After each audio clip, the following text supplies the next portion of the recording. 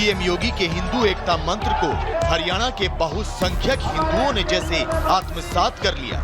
हरियाणा के 88% हिंदुओं ने बिना बटे बैलेट को बुलेट की तरह इस्तेमाल किया और कांग्रेस की कथित बांटो और राज करो वाली नीति को नाकाम कर दिया। हरियाणा के वोटर जाट, गुर्जर, ओबीसी और दलित में बटे बिना एक साथ आए और तीसरी बार कमल पर भरोसे का बटन दबा दिया।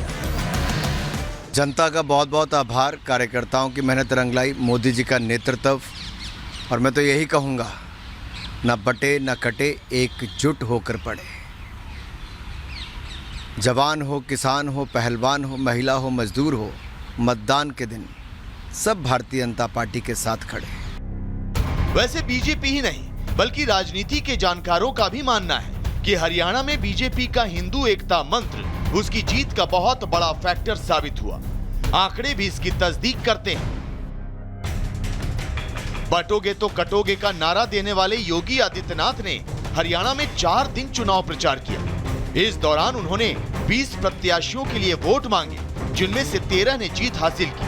वहीं प्रधानमंत्री नरेंद्र मोदी ने हरियाणा में 4 सीटों पर चुनावी सभाएं की, जिनमें से 3 पर बीजेपी ने किला फतेह किया।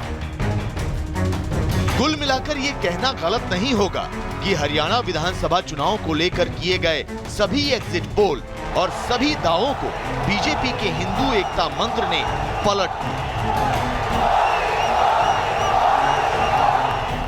ऐसे में सवाल ये कि क्या बीजेपी आगे होने वाले विधानसभा चुनावों में भी हिंदू एकता मंत्र को हथियार की तरह इस्तेमाल करेगी? क्या बीजेपी यूपी में होने वाले उपचुनावों के साथ महाराष्ट्र, झारखंड और दिल्ली में भी हिंदू एकता मंत्र से विरोधियों पर वार करेगी? क्या इंडी गठबंधन आगे आने वाले विधानसभा चुनाव में बीजेपी के हिंदू एकता मंत्र का मुकाबला कर पाएगा? क्या कांग्रेस का सॉफ्ट हिंदुत्व और फेक नैरेटिव वाला एजेंडा बीजेपी के हिंदू एकता मंत्र के आगे टिक पाएगा? क्या हिंदू एकता मंत्र से जातियों में बटे हिंदू एक बार फिर साथ आकर बीजेपी को मजबूत करने का काम करेंगे? और क्या बीजेपी के हिंदू एकता मंत्र से विपक्षी दलों की तुष्टीकरण वाली राजनीति का हमेशा हमेशा के लिए अंत हो जाएगा? वैसे पहले 10 सालों की एंटी इनकम्बेंसी के बावजूद केंद्र में बीजेपी की वापसी और ठीक उसी तरह हरियाणा में जीत का नगाड़ा इस बात की तस्दीक करता है कि पहले दबी जुबान में हिंदू एकता मंत्र की पैरवी करने वाली बीजेपी को अब इसे हथियार के तौर पर खुलकर इस्तेमाल करना बहुत सूट कर रहा है।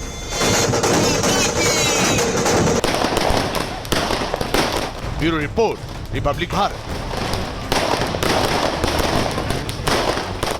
तो हिंदू एकता मंत्र ही क्या वो वजह रहा जिसने कांग्रेस के सभी दावों को, सभी रणनीति को चारों खाने चित कर दिया? इसी पे करेंगे बड़ी बहस। हमारे साथ जुड़ रहे कई खास मेहमान, पहले परिचय करवा दे आपसे।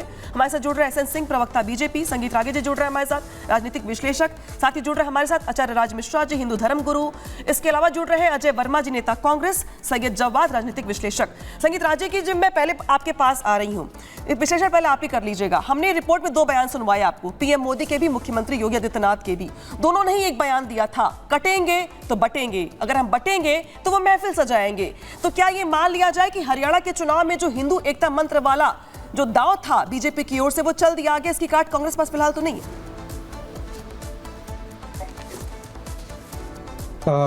देखिए, मुझे लगता है कि हरियाणा की जनता ने जो नरेंद्र मोदी को 2024 के जो लोकसभा चुनाव में वोट नहीं दिया था और उनको लगा कि हमने बहुत बड़ी गलती कर दी है, उस गलती का परिमार्जन किया है। दूसरी बात जो मैं बहुत महत्वपूर्ण बात कहने जा रहा हूं, उसको गौर से सुनिएगा और देखिएगा, आकलन कीजिएगा। 2024 से पहले प्रधानमंत्री नरेंद्र मोदी ने भारतीय जनता पार्टी की एक अलग छवि प्रस्तुत की। वो चाहते थे कि पसमंदा मुसलमान और साथ आएं, महिलाएं मुसलमानों की साथ आएं, क्योंकि उनको एक अस्मिता दिया था। जो ट्रिपल तलाक से पीड़ित थे महिलाएं, उनको एक अस्मिता देने की कोशिश की थी।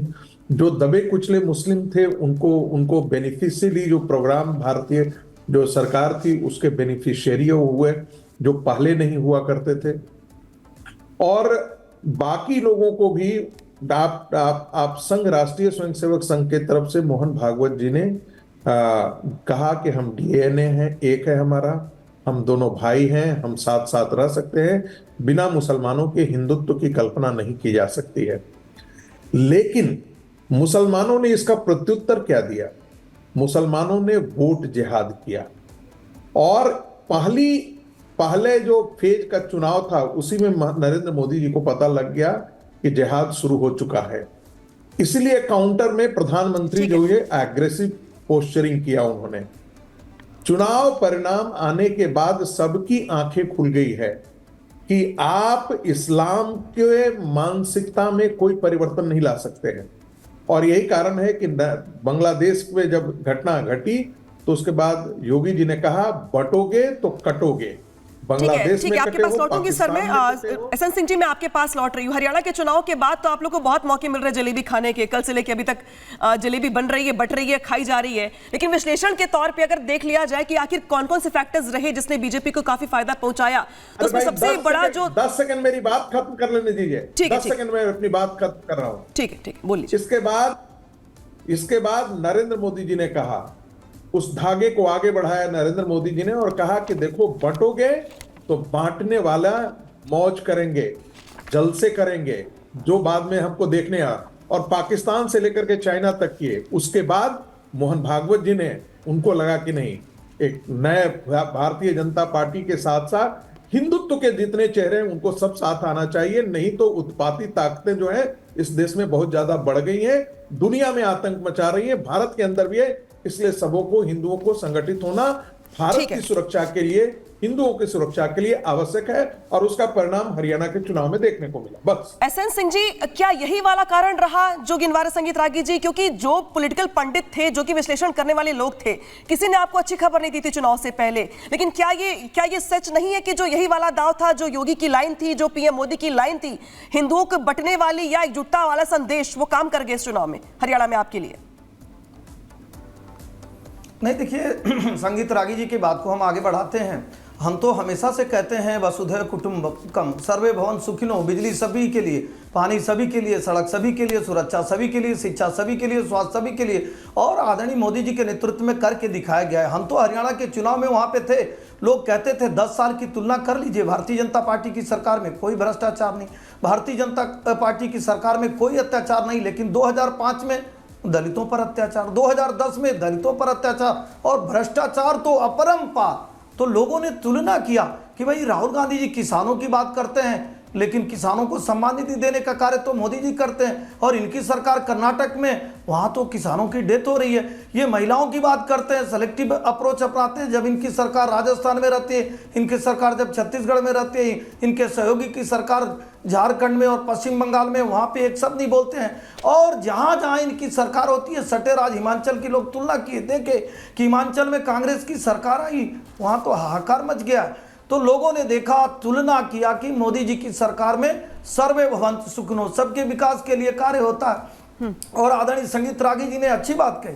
मोहन भागवत जी ने क्या कहा? आदरणीय मोहन भागवत जी ने तो यही कहा कि हम सभी को मिलजुल कर रहना चाहिए।